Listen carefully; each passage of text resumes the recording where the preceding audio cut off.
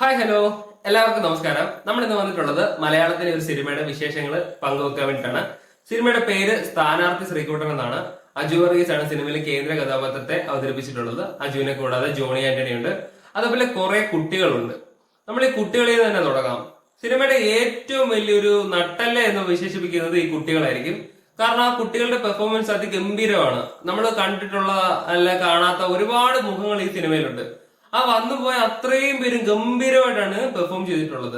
അതേപോലെ അജു വർഗീസിന്റെ പെർഫോമൻസ് നമ്മൾ എത്ര പ്രശംസിച്ചാലും മതിയാവില്ല. കാരണം ഈ ഒരു റീസെന്റ് ടൈംസിൽ നമ്മൾ കാണുന്ന ഒരു അജു വർഗീസ് ഉണ്ട്, അതല്ല നമ്മൾ ഈ ഒരു സിനിമയിൽ കാണുന്നത്. അജുവിന്റെ പ്രകടനം അത്രമേൽ ഗംഭീരമാണ്.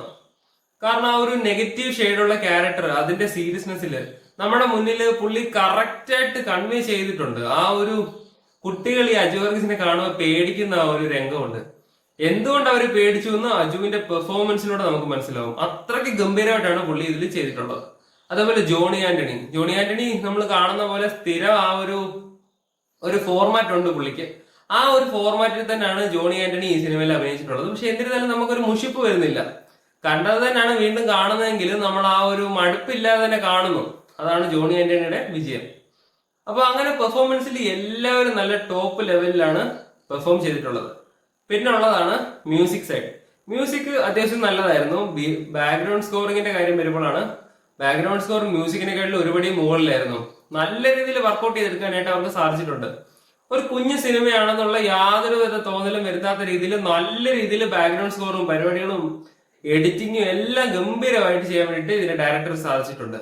ഡയറക്ടർ വിനേഷ് വിശ്വനാഥ് എന്ന് പറയുന്ന ഒരാളാണ്. പുള്ളിയുടെ രണ്ടാമത്തെയോ മൂന്നാമത്തെയോ സിനിമയാണിത്.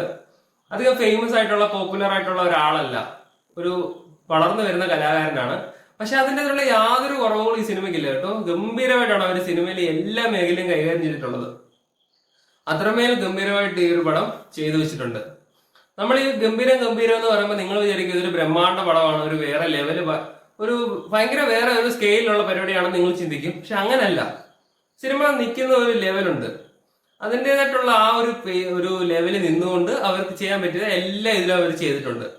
ആ ഒരു 2-2.25 മണിക്കൂർ തിയേറ്ററിൽ നമ്മൾ ബോറടിച്ച് മുഷിപ്പിച്ച് അങ്ങനെയുള്ളതല്ല ഈ പടം. ഒരു ഒരു നമ്മളൊരു മൈൻഡൊക്കെ റിലാക്സ് ചെയ്യാൻ വേണ്ടിയിട്ട് കാണുന്ന ഒരു തരം പടങ്ങളുണ്ടല്ലോ. പണ്ടൊക്കെ ഞായറാഴ്ചകളിൽ നമ്മൾ ഫാമിലി ആയിട്ടൊക്കെ ഇരുന്ന് കാണുന്ന ടൈപ്പ് ഒരു ഞായറാഴ്ച ഉച്ച കഴിഞ്ഞിട്ട് നമ്മൾ കുറേ സിനിമ കാണുമല്ലോ. അപ്പോൾ ഏത് സിനിമയാണെന്ന് നോക്കത്തില്ല, നമ്മുടെ മൈൻഡ് ഒന്ന് ചില്ല് ചെയ്യാൻ വേണ്ടിയിട്ടുള്ള ഒരു പടം വെക്കും, കാണും. അപ്പൊ അങ്ങനെയൊക്കെ ഇരുന്ന് കാണാൻ പറ്റിയ, മൈൻഡ് ഒന്ന് റിലാക്സ് ചെയ്യാൻ വേണ്ടി കാണാൻ പറ്റിയ ഒരു ഗംഭീര സിനിമ തന്നെ ആയിരിക്കും ഇത്.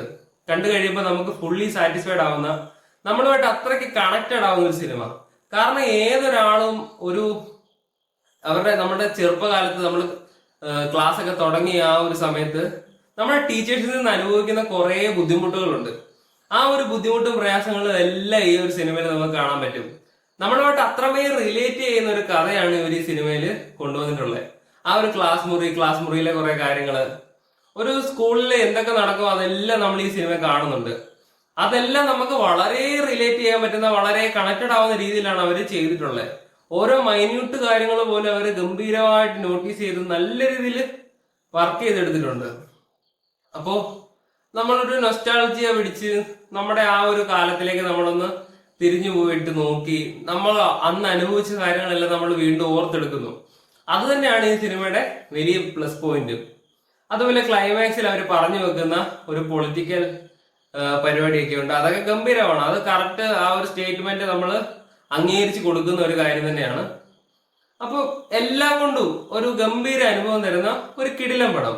അതുപോലെ ഇടയ്ക്കിടയ്ക്ക് അവിടെ ഇവിടെയായിട്ട് വരുന്ന കുറച്ച് ഹ്യൂമർ പരിപാടികളൊക്കെ ഉണ്ട്. അത് നല്ല രീതിയിൽ വർക്കൗട്ട് ആവുന്നുണ്ട്. അതുപോലെ സിനിമയിലെ ചെറിയ ചില സ്ലോ മോഷൻ പരിപാടികളൊക്കെ വരുന്നുണ്ട്, സ്ലോ മോഷൻ രംഗങ്ങളൊക്കെ ഉണ്ട്. അതും നല്ല ഗംഭീരമായിട്ട് തന്നെ വരുന്നു. ആ കൊച്ചു കുട്ടികളുടേതായിട്ടുള്ള എല്ലാ പരിപാടികളും എനിക്ക് ഇഷ്ടപ്പെട്ടു. അത്രമേൽ ഗംഭീരമായിട്ടാണ് അവരത് ചെയ്തിട്ടുള്ളത്. അപ്പൊ ഇതേപോലെയുള്ള കുഞ്ഞു കുഞ്ഞു പടങ്ങളെ നമ്മൾ സപ്പോർട്ട് ചെയ്ത് അതും വിജയിപ്പിക്കണം. എങ്കിലേ ഇനി ഇതുപോലെയുള്ള പടങ്ങൾ നമ്മുടെ മലയാള ഇൻഡസ്ട്രിയിൽ വരുത്തുള്ളൂ. സോ ഈ വലിയ പടങ്ങൾക്ക് പുറകെ പോകുന്ന സമയത്ത് ഇതുപോലെയുള്ള ചെറിയ ചെറിയ പടങ്ങൾ നമ്മൾ കണ്ട് വിജയിപ്പിക്കുക. അതുപോലെ എന്റെ ചാനൽ നിങ്ങൾ ആദ്യമായിട്ടാണ് കാണുന്നതെങ്കിൽ ചാനൽ ഒന്ന് സപ്പോർട്ട് ചെയ്ത് ഒന്ന് സപ്പോർട്ട് ചെയ്ത് തരിക.